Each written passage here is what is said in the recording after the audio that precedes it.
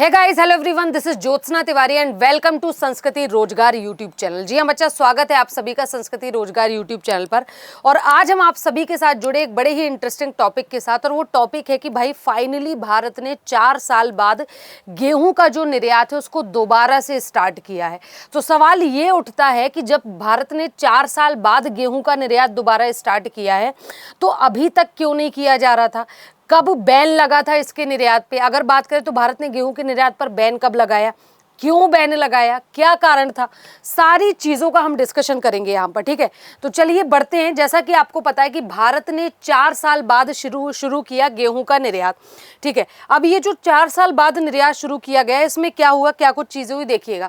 सबसे पहले देखते हैं कि भाई भारत ने बैन कब लगाया था, निर्यात कब किया, ये तो ठीक है, बट द क्वेश्चन इसकी बैन लगाया कब था। तो याद रखिएगा, भारत ने 2022 में लगाए गए बैन को हटाकर फिर से गेहूं का निर्यात मतलब कि एक्सपोर्ट चालू कर दिया है अदर कंट्रीज के साथ। तो देखिएगा, अगर मैं बात करूं इसकी पहली शिपमेंट की, तो पहली शिपमेंट जो है दिग्गज कंपनी आईटीसी ने कांडला पोर्ट गुजरात से 22,000 मीट्रिक टन गेहूं कहां पर, यूएई भेजा। ठीक है, मतलब 4 साल बाद, आफ्टर 4 ईयर जो है, अगर मैं बात करूं तो आफ्टर 4 ईयर एक्सपोर्ट स्टार्ट हुआ है, एक्सपोर्ट स्टार्ट हुआ है। और ये जो आफ्टर 4 ईयर एक्सपोर्ट स्टार्ट हुआ है, ये कहां से कहां तक? तो ऑफकोर्स इंडिया ये एक्सपोर्ट कहां पर कर रहा है, तो ये एक्सपोर्ट इंडिया कर रहा है यूएई में, ये इनका कहना है। बैन कब लगा था? बैन लगा था साल 2022 में, याद रखिएगा। ठीक है, आगे बात करेंगे। देखिएगा, 4 साल बाद गेहूं के निर्यात को मिली अनुमानित, है ना, अनुमति। आगे बढ़ते हैं तो देखिएगा, देश की खाद्य सुरक्षा के मद्देनजर सरकार ने गेहूं के निर्यात पर जो है तत्काल प्रभाव से बैन लगा दिया है। ये कब किया था इन्होंने? ये 2022 में किया था सरकार ने। कब किया था? ये 2022 में किया था। ठीक है, उसके बाद गेहूं को प्रतिबंधित श्रेणी में रखा गया, मतलब रिस्ट्रिक्टेड कर दिया गया कि भाई गेहूं पर जो प्रतिबंध है वो रहेगा और अभी बरकरार रहेगा। ठीक है, अब यहां पर एक चीज और मैं आपको बताना चाहूंगी कि इंडिया ने जो है वो यूएई को गेहूं भेजा है। यूएई की बात करें तो यूएई के अलावा भी और गेहूं का निर्यात जो है वो कहां कहां पर, कौन कौन से देश है जो हमसे गेहूं खरीदते हैं, तो उनमें कौन कौन से हो जाते हैं? यूएई है। इसके बाद आपका जो टॉप मैं क्या बात करूंगी, अगर टॉप वो हो जाएंगे आयातक, तो वो कौन कौन सी कंट्री हो जाती हैं? तो एक होता है आपका बांग्लादेश, बांग्लादेश हो जाएगा। ठीक है, फिर नेक्स्ट आपका यूएई हो गया, जो कि जहां पर भेजा ही जा रहा है, इसकी पहली खेप तो यूएई भेजी जा रही है, पहली शिपमेंट। ठीक है, इसके अलावा आपका क्या हो जाएगा? नेपाल, श्रीलंका, नेपाल, श्रीलंका। ठीक है, उसके बाद आपका यमन।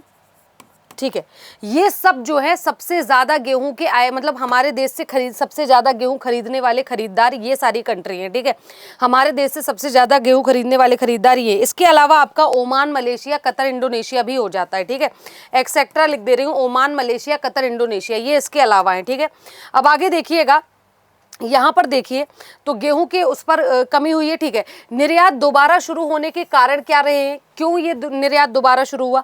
तो आपको पता होगा 2025 में हमारे पास बहुत अच्छी फसल हुई थी, किसकी? गेहूं की। 2025 में काफ़ी अच्छी फसल हुई गेहूं की, सरकारी भंडार बहुत मजबूत हुआ, स्टॉक हमारे पास काफ़ी ज़्यादा हुए, वैश्विक ग्लोबल प्राइजेस जो है हमने नॉर्मली रखे, बहुत ज़्यादा बढ़ाई नहीं।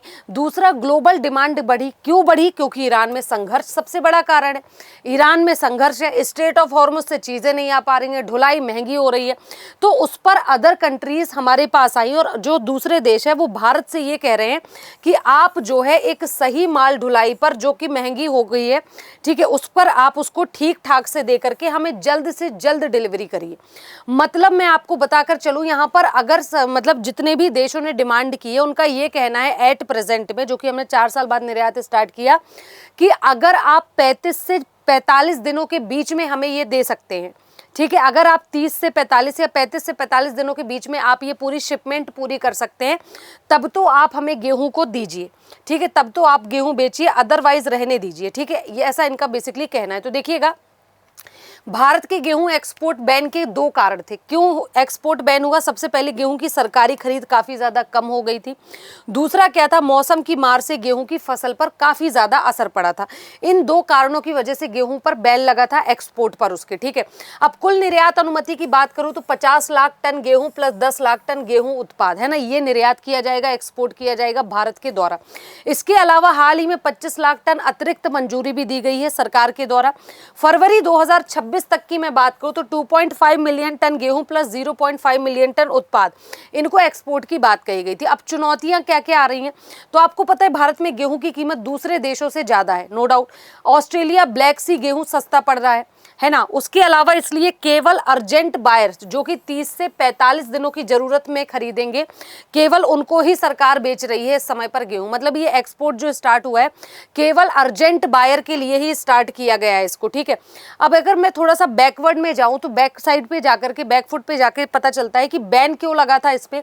क्योंकि 2022 में भीषण गर्मी के कारण फसल खराब हो गई थी बहुत ज्यादा मात्रा में और घरेलू कीमतें ही बढ़ गई थी, जिसे देखते हुए सरकार ने खाद्य सुरक्षा के लिए निर्यात रोक को लगा दिया था कि भाई पहले हमारे यहाँ पे आपूर्ति हो जाए, हमारे यहाँ पर सप्लाई हो जाए, दूसरे देशों को तो हम बाद में दे देंगे।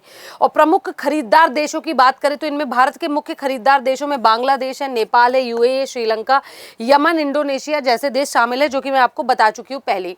अब इंपॉर्टेंट इनसाइट क्या है, निर्यात बहुत ज्यादा नहीं बढ़ेगा इससे, है ना। क्योंकि निर्यात क्यों नहीं बढ़ेगा? क्योंकि अर्जेंट बायर है, अर्जेंट बायर है। ठीक है, अर्जेंट बायर के होने की वजह से निर्यात बढ़ने का तो सवाल ही नहीं पैदा होता। ठीक है, सरकार का फोकस अभी भी घरेलू बाजार और कीमत नियंत्रण पर है। ठीक है ना, सरकार का फोकस एरिया क्या है कि भाई हमारा घरेलू बाजार मजबूत हो और कीमत जो है उसको हम कंट्रोल करके रखें, बहुत ज्यादा ना बढ़ जाए।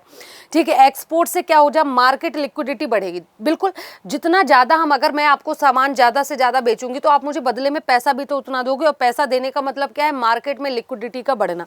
तो देखिए, निर्यात जितना ज्यादा होगा मार्केट में, उससे लिक्विडिटी, तरलता बढ़ेगी, मनी फ्लो बढ़ेगा। ठीक है, दूसरा स्टॉक मैनेजमेंट भी बेहतर होगा और किसानों को डिस्ट्रेस सेल से बचाव मिलेगा। ठीक है ना, किसानों का भी इसमें कहीं ना कहीं फायदा है। अब देखो, अगर निष्कर्ष की बात करें तो इन शॉर्ट अगर हम बात करें तो सरकार का ये फैसला बाजार में नकदी, मतलब कि लिक्विडिटी बढ़ाने और किसानों की फसल को सही कीमत दिलाने के लिए सरकार ने ये फैसला लिया है। हालांकि ऊंची कीमतों के कारण बहुत बड़े स्तर पर निर्यात होने की संभावना नहीं है, क्योंकि दो कारण है उसका। एक तो जो है हमारा हाई रेट है, एक तो हमारा हाई रेट इसका सबसे बड़ा कारण है, और दूसरा कारण आपका क्या है, अर्जेंट बायर, अर्जेंट बायर, है ना।